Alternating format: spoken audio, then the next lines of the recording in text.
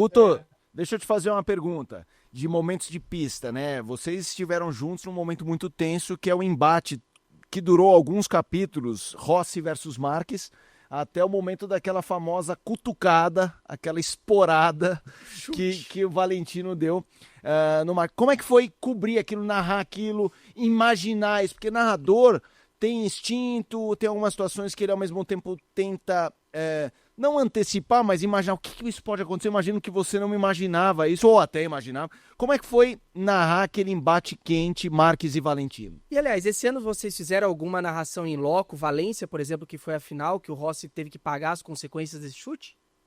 Sim. Fizemos. Como é que foi? Descreve pra gente, Guto. Cara, primeiro que a gente futebolizou a MotoGP, né? A gente fez com que tivesse... Já tinha lá fora, mas aqui no Brasil não tinha essa coisa... As pessoas, eu gosto do Valentino Rossi, conheço o Valentino Rossi. Aí entrou o Lorenzo, depois entrou o Marques, já tinha o Pedrosa, aí o Keystone já estava quase saindo, mas estava lá ainda. Aí começou a ter uma torcida mesmo. E aí o que aconteceu? Começaram aquelas coisas assim, puxa saco do Marques, puxa saco do Rossi, era sempre com os dois, né? O Rossi e o Marques. E assim, eu tentei muito contemporizar essa situação, porque assim, o Pelé foi o maior jogador de todos os tempos, mas ele batia pra caramba, bicho. O Pelé batia. Isso não eu tô contando uma mentira, né? Se o Pelé já morreu, mas o Pelé é dito por todos que acompanharam, jornalistas, que o Pelé, quando eu vi, não tinha câmera, não tinha nada, que o Pelé tinha que sair, o Pelé dava uma cotovelada e acabou o papo, amigo. Saía ali pela tangente, mas dava dele. Então, o Rossi é o Pelé, para mim. Para mim, é o Pelé. Para mim. Eu tenho já com o Agostini como lá em cima, por tudo e tal, mas o cara que divulgou, que fez aquilo, que tal, para mim é o Rossi. O Marques é um ET, não é desse mundo. Não é. Então, eu acho que ali também teve um conflito de ego muito grande.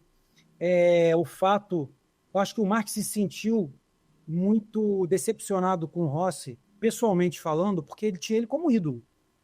E quando ele começou a correr na pista com ele, e ele começou a ser o Mark Marques que a gente sabe que ele é, que aí você vai falar assim, você vai dizer que ele é sujo. Não, ele não é sujo, ele vai até o limite. E muitas vezes o limite dele não é o limite, quase todas as vezes, o limite dele não é o limite do outro. Então, o que acontece muitas vezes? Um acidente.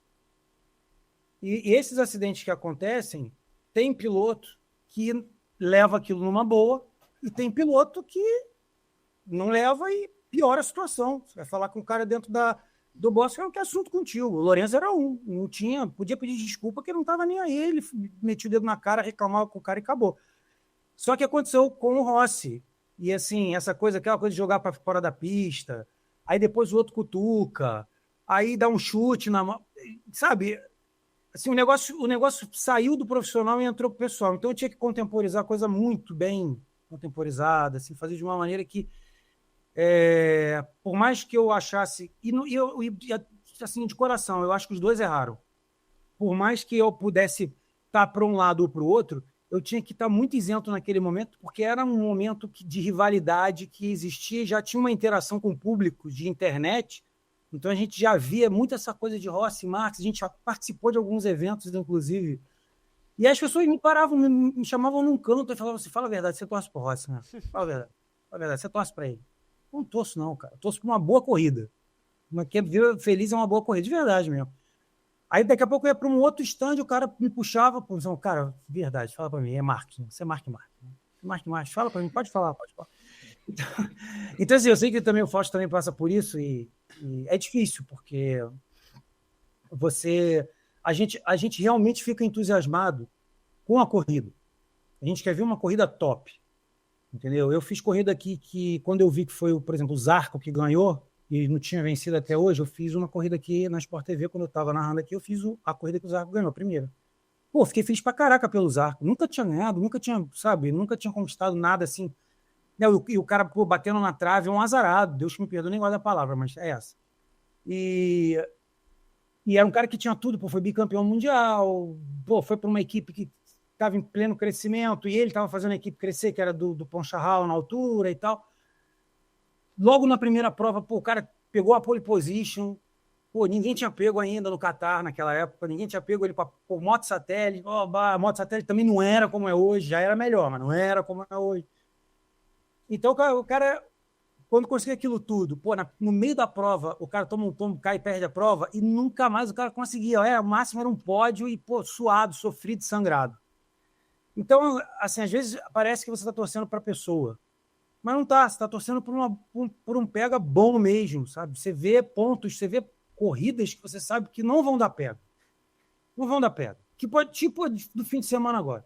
Aqui Provavelmente não vai dar ponto. Sim, certamente. Agora, uma que você torceu, deu certo e também viralizou no mundo inteiro, foi a do Eric Granado em 2019, a última etapa de Valência, que ele ganhou de todo. Porque eu sabia que eu ia embora também. Falei, será que eu vou embora? Eu vou fechar bonito. Foi lindo, foi lindo. E o Eric, a gente tem também um carinho muito grande pelo Eric, porque eu e o Fausto, né? Porque, cara, é um garoto, né? É um menino. E aí o menino já é desde cedo, sai de dentro da família, no caso dele que é de São Paulo, né? Sai de dentro da família e vai morar na Europa. Aí alguém pode falar assim, pô, mó glamour, o cara tá morando na Europa. Pô, o cara tá morando na Europa, mas o cara acorda às 5 horas da manhã para correr de bicicleta, 9 horas da manhã o cara tá no ginásio fazendo... Ginásio aqui, que é a academia.